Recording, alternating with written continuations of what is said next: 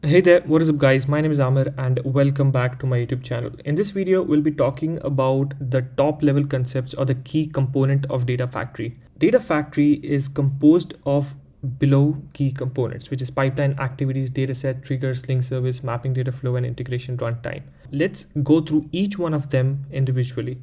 So what exactly is a Data Factory pipeline? A Data Factory pipeline is a group of activities where each activity is responsible for performing a task, and together it results to completing a piece or a unit of work.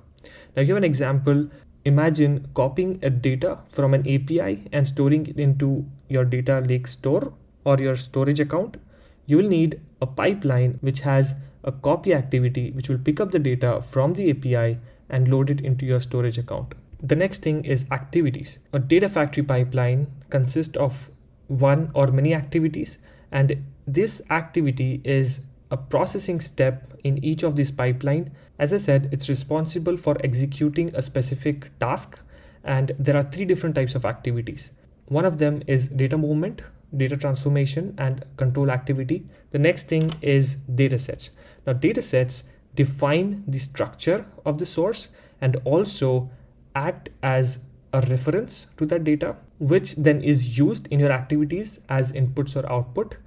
Now each activity does have a data sets if it's basically trying to transform or move data across. Triggers are used for scheduling or executing these pipelines automatically.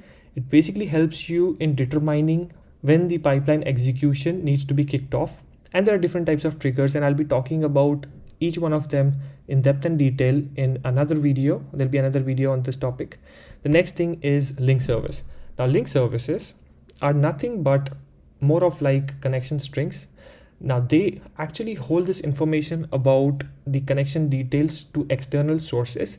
The example that we took with API, in that case, you will have the API bearer token, which will actually help you to connect to the API. And similarly, think of it as link services gives you the capability of connecting to the data source. It also uses a data set to represent the structure of that data.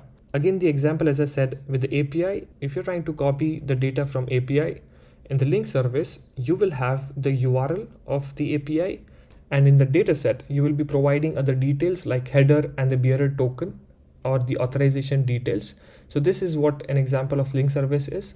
The next thing is integration runtime. In simple terms, integration runtime is nothing but a compute service for Data Factory. Anything that is executed in Data Factory is taken care by the integration runtime or is executed on the integration runtime. And a simple example to understand this better is think of a pipeline which has an activity for running a script. The script is nothing but a PowerShell script.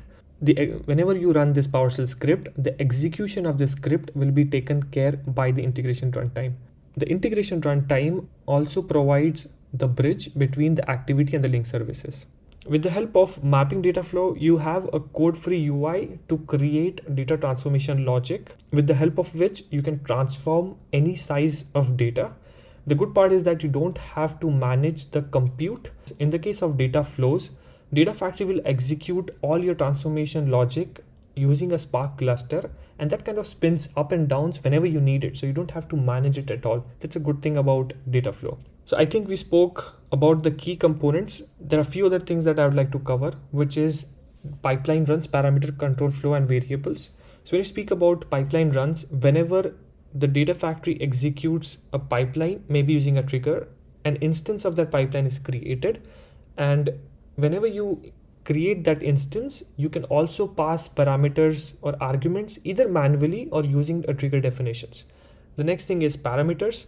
So in Data Factory, you have an option to pass parameter to the Data Factory pipeline that you have created. It's in a form of key value pair. And once you pass this parameter to a Data Factory pipeline, they cannot be changed. That's where the variables come into place. Once you define a variable, you can actually temporarily store some kind of value inside it, and you can keep on replacing it and passing it within your Data Factory pipeline or Data Factory activities. The next thing is control flows.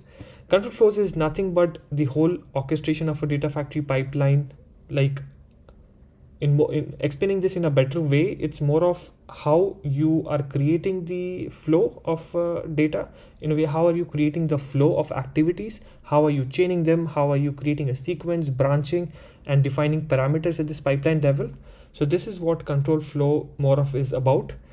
Thank you for watching the video. If you want more such videos, do subscribe to my channel. I'll be posting updates on my upcoming videos on Twitter, so make sure that you follow me there as well, and hit the bell icon for getting notified for my upcoming videos. And talk to you in the next one.